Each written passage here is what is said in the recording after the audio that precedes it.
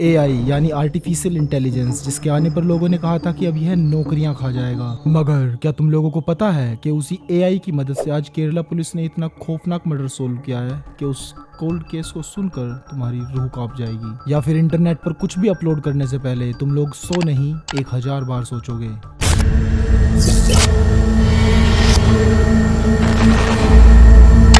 10 फरवरी 2006 जब संथम्मा अपनी जुड़वा देवतियों या नातिनों के बर्थ सर्टिफिकेट लेकर अपने घर पर आई तो देखा कि संथम्मा की बेटी रंजनी और रंजनी की दोनों बेटियों का किसी ने बड़ी ही बेरहमी से मर्डर कर दिया था। So today case is about Kerala triple murder case.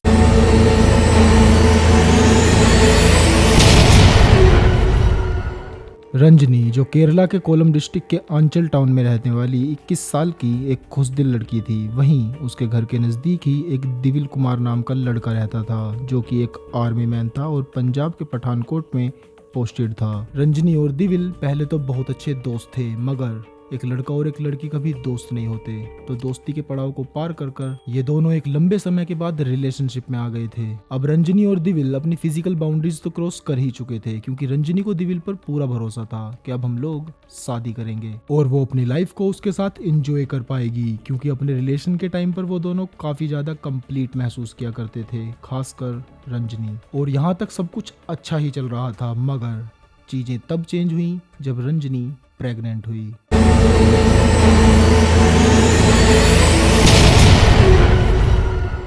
जब रंजनी प्रेग्नेंट हुई तो उसने जाकर सबसे पहले दिविल को बताया, क्योंकि रंजनी को लगता था कि अब दिविल और मैं एक हैप्पी फैमिली बनने वाले हैं और हम लोग इस बच्चे के जन्म के बाद कंप्लीट हो जाएंगे। पर जैसे ही उसने यह बात दिविल को बताई, रंजनी के सारे सपने चकनाचूर हो गए, क्योंकि दिविल का रिएक्शन बिल्कुल ही अपोजिट था। दिविल ने कहा ये बच्चा नहीं हो सकता, अबॉर्शन करा दो, मगर रंजनी की ख्वाहिशों का गला तो अब घुट ही चुका था। तो रंजनी ने कहा कि ये बच्चा मैं अबॉर्ट नहीं कर सकती, क्योंकि ये बच्चा तुम्हारा है और तुम्हें इसकी जिम्मेदारी लेनी होगी। अब दिविल इस बात से और ज़्यादा परेशान हो चुका था, तो इस प्रॉब्लम से बचने के लिए दिविल वापस से अपने आर्मी कैंप चला गया। मीन्स वो प्रेग्नेंट रंजनी को छोड़कर वहां से भाग गया था और अब रंजनी अकेली पड़ गई थी। But I think she was brave, क्योंकि उसने फिर भी इस बच्चे को जन्म देने के बारे में सोचा, क्योंकि इस तरह की चीजें हो जाने के बाद मीन्स शादी के बिना प्रेग्नेंट और लवर भी भाग गया तो हमारी सोसाइटी ताने मारने में कोई कसर नहीं छोड़ती, यहाँ तक कि फिर उस लड़की के संस्कारों को भी खराब बताया जाता है। मीन्स इस तरह के केसेस में सोसाइटी बहुत ज्यादा ब्रूटल हो जाती है। फिर भी रंजनी ने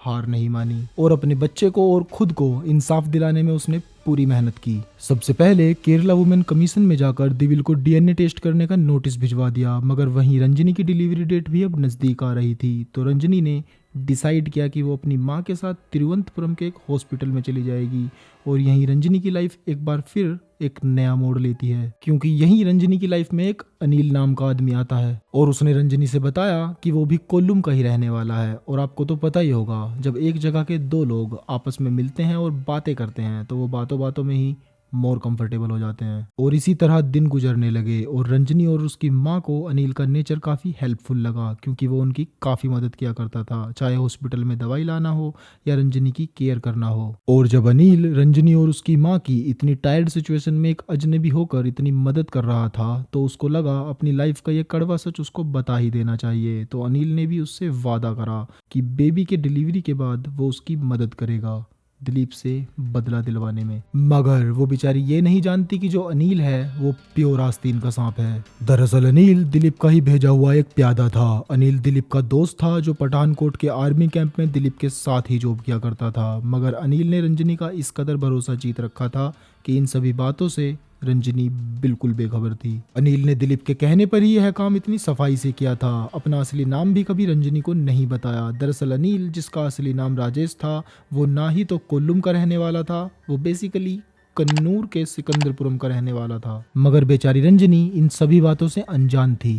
पर तभी रंजनी ने हॉस्पिटल में अपनी ट्विन डॉटर्स को जन्म दिया और अब अनिल यानी राजेश रंजनी को दूसरा किराए का घर दिलाता है, उनसे यह कहकर कि जहां तुम अभी रहते हो वहां के लोग तुम्हें इन बेबीज के साथ एक्सेप्ट नहीं करेंगे। और रंजनी की मां संथम्मा इस बात को मान लेते हैं और अनिल के बताए हुए घर पर जाकर रहने लगते हैं। मगर यहाँ पर एक ट्विस्ट है, जो भरोसे वाले होते हैं वही भरोसा तोड़ते हैं। 10 फरवरी 2006। अब अनिल यानी राजेश को यह लग चुका था कि वह अब अपने प्लान को अंजाम दे सकता है, क्योंकि रंजनी और उसकी मां का ट्रस्ट अब वह पूरी तरह जीत चुका है। और उसी टाइम पर राजेश की तरह दिलीप भी छुट्टी लेकर आया हुआ था। तभी दिलीप के कहने पर राजेश ने एक नई चाल चली। राजेश रंजनी से मिलने गया और उसने उसकी मां को कन्विंस किया कि वो बेबीज के बर्थ सर्टिफिकेट बनवा ले और आज ही बनवा ले।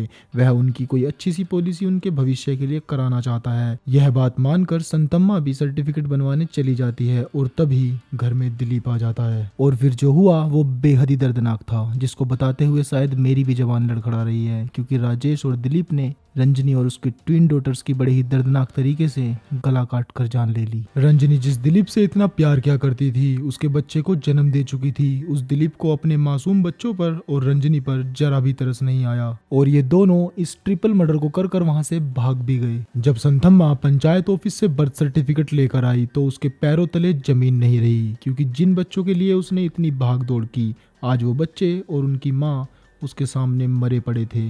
तो संतम्मा ने पास ही के पुलिस स्टेशन में जाकर रिपोर्ट दर्ज कराई और पुलिस ने भी अपनी छानबीन तुरंत शुरू कर दी और वहीं एक स्कूटर मिला जो कि राजेश के नाम पर रजिस्टर्ड था। और अब पुलिस को लग रहा था कि यह तो एक ओपन एंड शट केस है, हम इनको आसानी से ढूंढ लेंगे। मगर जब पुलिस ने अपनी जांच आगे बढ़ाई और पठानकोट कॉल किया तो पाया कि वह दोनों वहां से भी भाग चुके हैं। मगर पुलिस ने फिर भी हार नहीं मानी और उन दोनों को बहुत ढूंढा, मगर वो कहीं नहीं मिले। तो पुलिस ने इस केस को बंद कर दिया।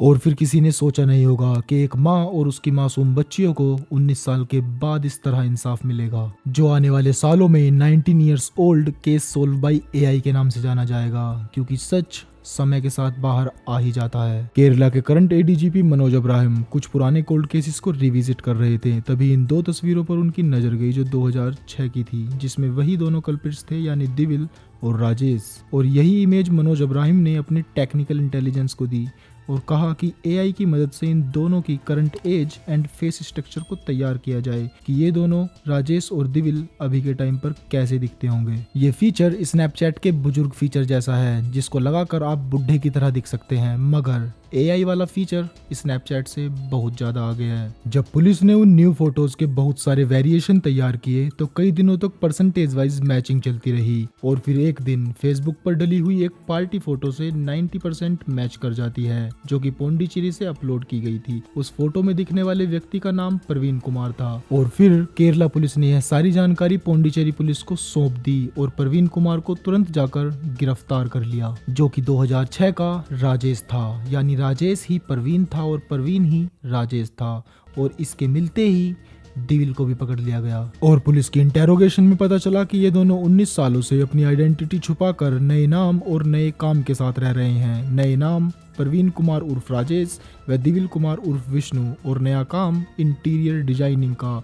और अब इन दोनों ने शादी भी कर ली थी। इन दोनों के लिए इनका किया गया अपराध ऐसा था जैसे इन्होंने कुछ किया ही ना हो, नया नाम रख लिया, नया काम कर लिया, मगर झूठ छुपाए नहीं छुपता। अब इन दोनों ने कितनी लाइफ बर्बाद की। फर्स्ट रंजनी की, जो अपने बच्चे और दिविल के साथ जीना चाहती थी। सेकंड उन लेडीज की जिनके साथ ये शादी कर चुके थे, इतना बड़ा विश्वासघात कर कर। और थर्ड अपनी, बेशक ये इतने सालों से गिल्ट में नहीं थे, मगर आगे की जिंदगी तो सलाखों में ही गुजरेगी ना। So thanks for watching this video. और यहाँ तक आ गए हो तो वीडियो को लाइक, शेयर एंड चैनल को सब्सक्राइब करना बिल्कुल मत भूलना, because I will upload a next true crime story very very soon. तब तक के लिए बाय बाय।